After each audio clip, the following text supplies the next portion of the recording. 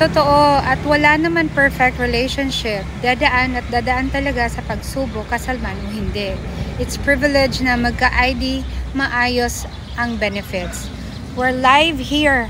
Ang pagsagot natin sa Shangkang at napakaganda po ng comment na ito ni Madam Crizel M. Cheng at maraming salamat po sa pag-share ng iyong opinion tungkol sa issue na ito, ID versus love. Tama po kayo, sa totoo lang, sa isang relasyon talaga, dapat alam natin kung ano ang pinapasok natin, lalo pat mag-aasawa tayo ng Taiwanese.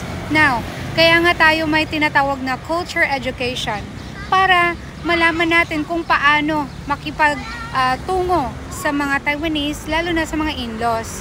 Bakit importante na matutunan natin ang kultura? Kasi dito natin malalaman kung ano ang dapat at hindi dapat, or kung ano ang kailangan nating ipagdamdam. Kung halimbawa, minsan, ito usual to na problema dito akala ng mga Filipina na asawa ng Taiwanese ay ginagawa silang muchacha, isang maid, or domestic helper.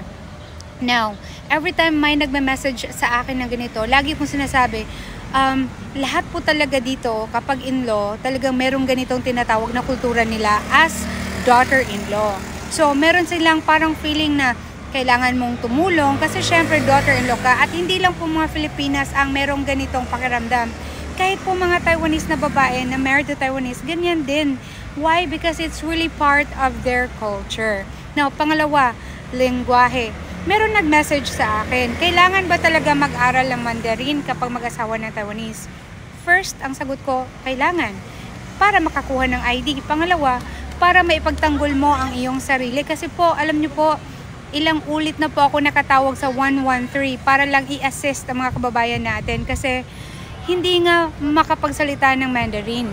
Now, kung ikaw marunong ka, so hindi mo na kailangan ng ibang tao na makakaalam ng sitwasyon mo, di ba?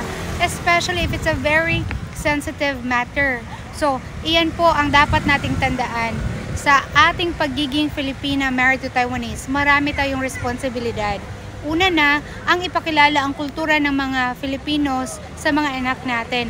Pangalawa, ang matutunan ang kultura dito para magkaroon ka ng mas maayos na pamumuhay sa Taiwan. At panghuli, matutunan ang lengguwahe para ipagtanggol ang iyong sarili.